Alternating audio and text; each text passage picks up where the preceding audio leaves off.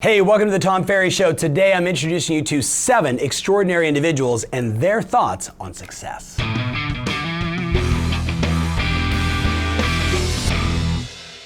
Hey, welcome to the Tom Ferry Show.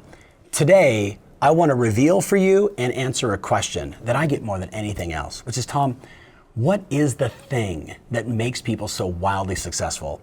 And when I look back over the totality of my life, it's mentorship, it's exposure, it's ultimately what one of my mentors called the arc of perspective, seeing things differently so you can go out and take action and dominate in whatever landscape you're interested in.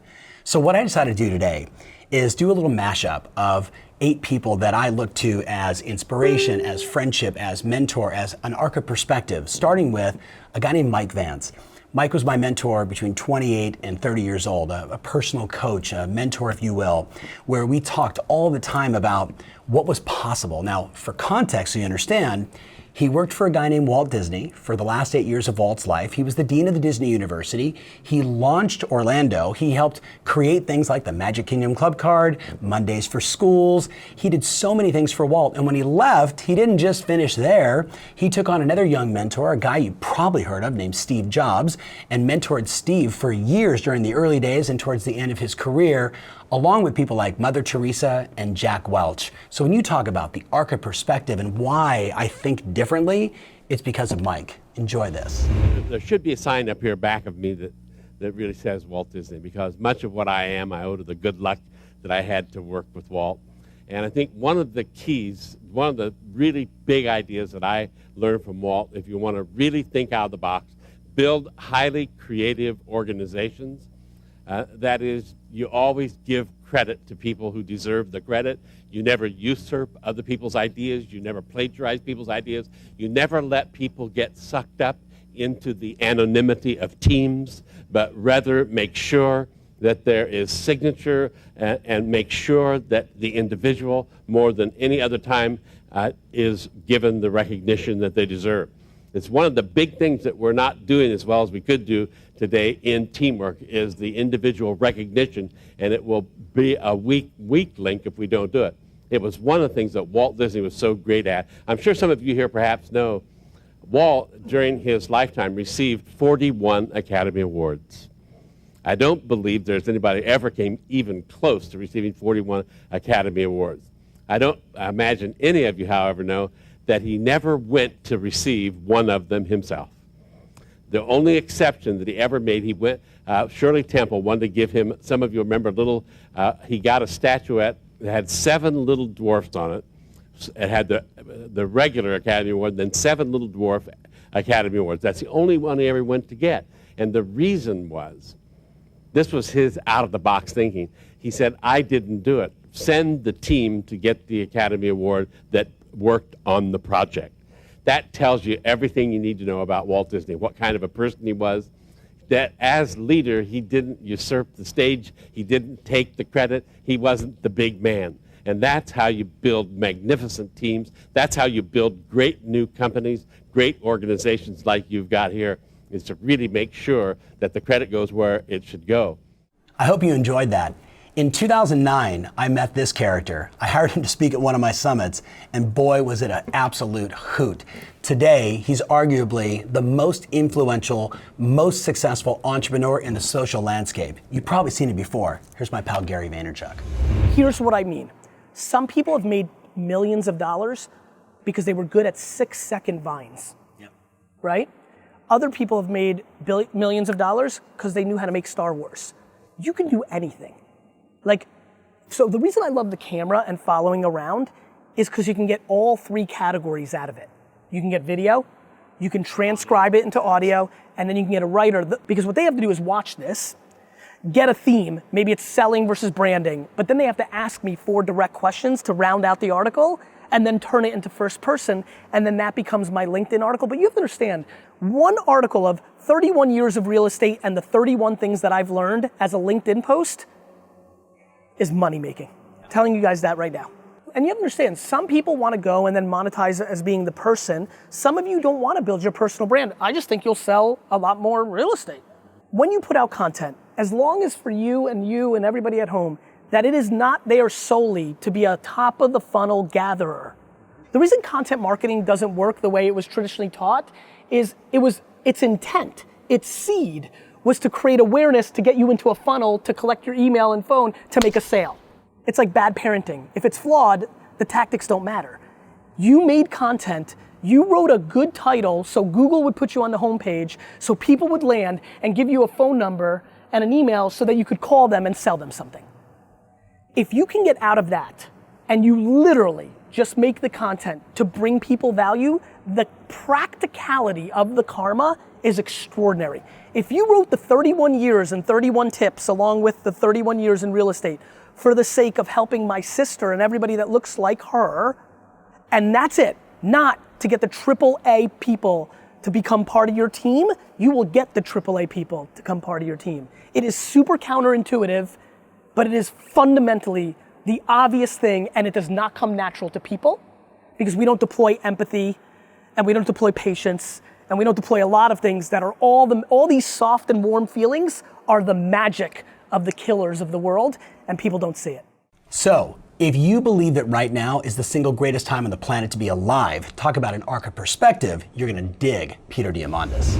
What's the last piece of advice you would share? Listen, your mindset is your most important asset. How you think the world is going. If you're negative, if you're fearful, what kind of investments are you going to make with your money and your time, and how are you going to grow? Your mindset's key, and then educating yourself is key, right? How do you keep yourself abreast of what the technologies are? If nothing else, so that you can start to, when they become available, you're one of the first agents to say, yeah, I want to experiment with that. If you have a mindset which is so retrospective, you're fearful of the future versus anticipating and being excited about the future, then how do you educate yourself? Where do you go to find out what's going on in augmented reality, in robotics, and AI, and so forth? But it's about educating yourself, right? Your mindset and your knowledge is your most important asset. And this is the most extraordinary time ever to be alive. For you, for your kids, for the world. Yes, yes. Staying in that theme of mindset matters, Tom Bilyeu is someone I met a few years ago who built $1 billion business using the right mental strategies, a lot of hard work, and social at its very best. Check out Tom.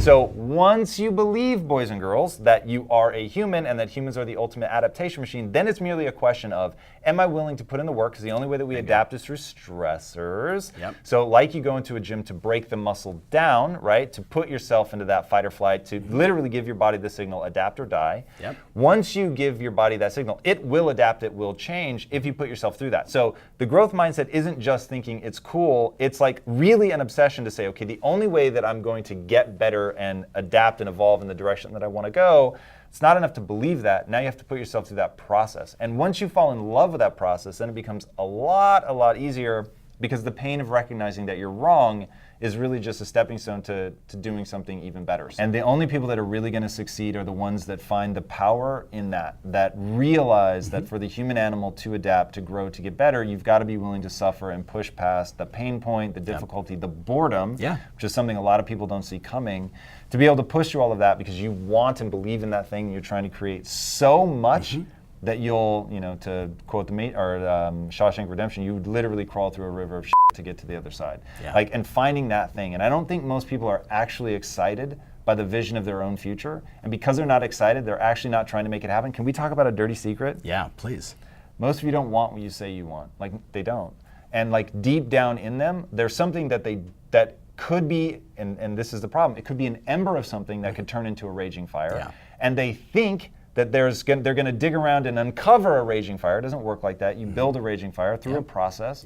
Most people aren't excited enough about their future, which is why they don't have the energy to push, which is why they don't have the desperation to find the path, because they're not excited enough by it. So if people took the time to develop that excitement, they really would be able to do something extraordinary. And if you haven't done what you want in your life, it's all your fault. So if you're like me and you've got all these ideas now, the one thing that we need to do more than anything else is position ourselves and market ourselves to win. And no one has helped me more than this guy do both those things. Check out my friend Jay Abraham. I have a belief system that everyone in this room has been innately programmed in your DNA for greatness. You want to be great? you have the capacity to be great, and yet if you look statistically, 1-2% of the people ever even get close to greatness. Now, first thing, you can't be great until you have a context of knowing what greatness is supposed to look like from two different points of view. One, internally, how you're supposed to think, act, communicate, see situations differently. And then second, how they are supposed to be received and acknowledged by the market so you know. If you don't know where to begin, the easiest way is to start thinking about your life directly or indirectly, and who out there do you think is great? Problem that most people have, and the privilege that I have, I learned long ago a philosophy called optimization. It's nothing more than the highest and best use, but you fill in the blank, the highest and best use of your time, your opportunity, your resources, your efforts, your interactions, but you can't really optimize if you have a limited context of what's possible. So the first thing you have to do is try to grasp a larger spectrum of optionality and possibility so you can choose not the most powerful, but the most success probable. You want the easiest, not the hardest. Now, so then you figure a strategy to get you, and you don't try to be a pole vaulter the first time out and set the Olympic record. You just want constant progress that you don't retract. In a world with so much noise, one thing that always makes us a rock star salesperson is the ability to build trust. Let's hear from Todd Duncan. Where does the trust element come in? The whole thing. I mean, the first law has to do with trusting yourself.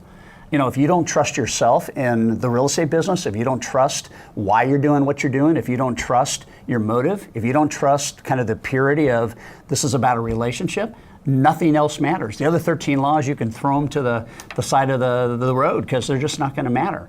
And then when you create a plan, I mean, do you trust your plan? You know, if you don't trust your plan, you're not going to execute the plan. Do you trust your skills? I mean, if you don't trust your skills and you're not good, you're not going to go out and make the right calls on the right people and nail the business. I mean, trust is everything. So trusting yourself, trusting your process, trusting your ability, trusting your team. So why is it that so many people, and I know there's going to be a ton of comments on this, why is it that so many people just don't trust themselves, the process, the script, the technique, the strategy? Why is that? I think it's two things. I think it's fear.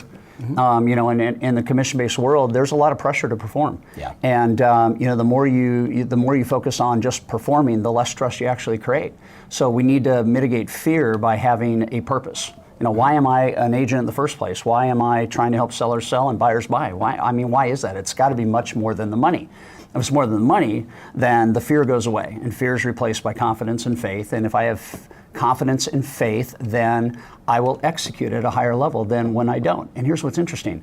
That whole idea creates belief. And whenever I succeed in the marketplace, because I have faith in myself and I have confidence around my motive, and I'm able to do something that up until now I haven't been able to do, then my belief about what I trust, why I trust it, goes up. And then I play at level 2 and then 3 and then all the way up to, you know, one of your concepts, level 10. So it's the numero uno thing that people need to get their head around. If you don't trust you, nobody else is going to trust you. Hey, at this point, you've got to be in a growth mindset listening to all these insanely great people. Check out my buddy Tiffani Bova, author of the book, The Growth IQ. She works for a little company called Salesforce in charge of innovation and growth. Check this. So Clayton Christensen says in his book, Competing Against Luck, everything's a job from point A to B, right? So I need a ride, a taxi ride, or I need to get from one place to the next place. That's the job I need done. Yes. So why do I pick an Uber over a taxi? Yes. Right? Because the job still gets done. So for me, it's 3 things. 1, I travel around the world, I don't have to carry currency. Or I don't have to have money on me if I'm in the US. Yep. Okay? And I don't have to worry about a credit card machine not working. Yep. The second one is that it directly connects into my expense report now. Yes. So it removes this other step I'd have to take. And a lot of times when I catch a cab, it's like, I think it was $6 and it was really 16 because I don't remember how much I spent. Do you need a receipt? Yeah, do you need a receipt? Remember hearing that? Do you need a receipt? And then fill it in yourself. You're like, somehow I'm always on the wrong side of that equation, right?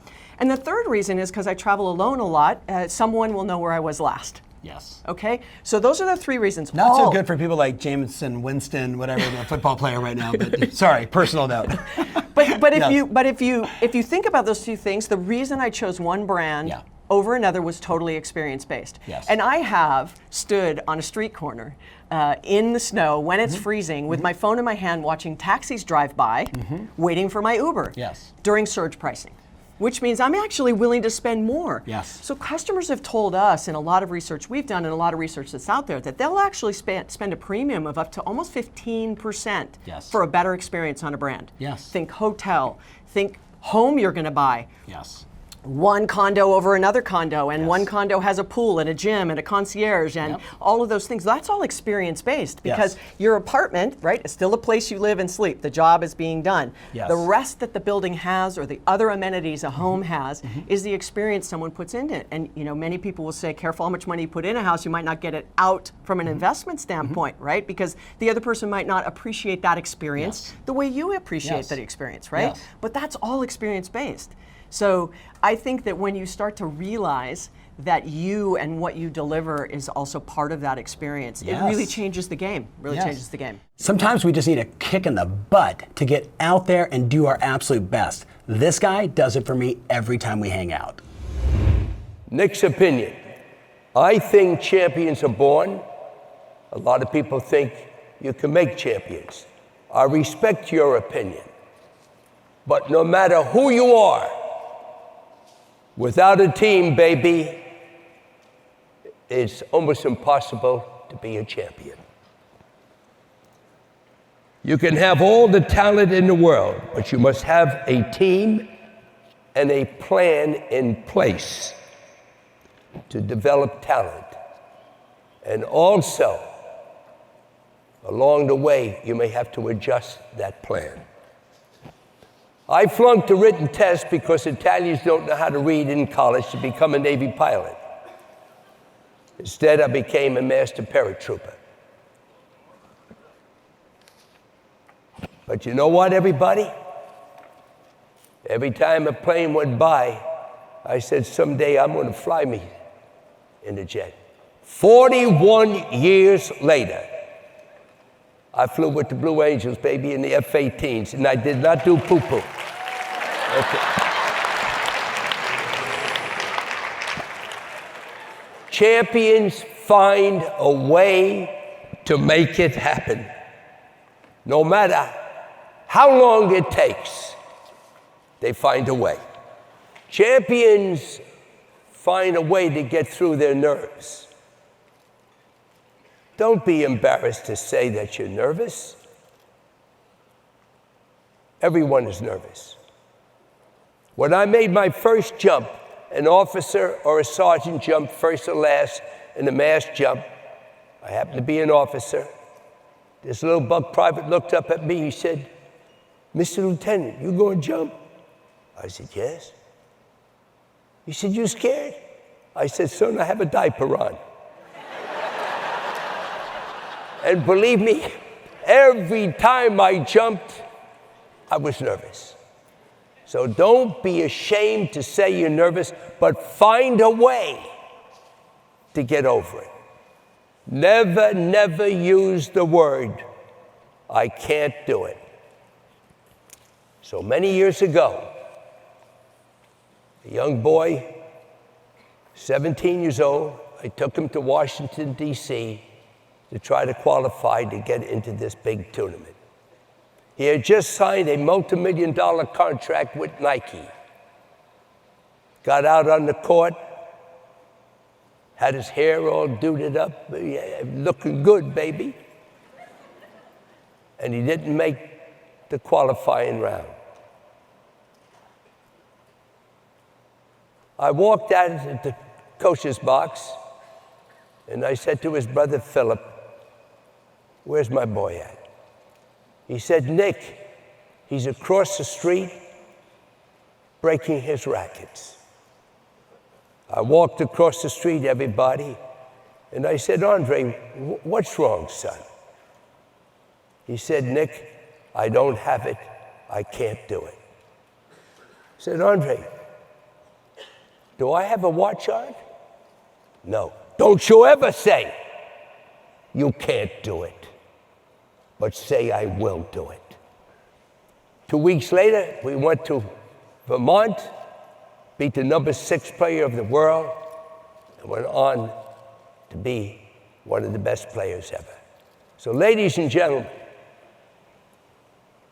I don't care what it takes, you find a way.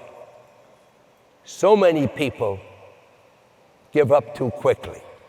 If you ain't nobody gonna talk about you. And no matter what they say, you say thank you and let the results of what you do in life do the talking for you. Okay? So this is the first time we've ever done something like this on the Tom Ferry Show. I can't wait to get your feedback. My only aim was to create that arc of perspective, to get you to think differently and begin to believe, as all my mentors and friends have helped me do, to believe that you can do it and that anything is possible. Can't wait to see your comments. See you soon. Hey, I'm Tom Ferry, and I want to say welcome to real estate. Now, there's a pretty good chance no one's told you there's an 87% failure rate every 5 years in this business, and there's only 2 factors. Agents don't have the tools, and they don't take the right action.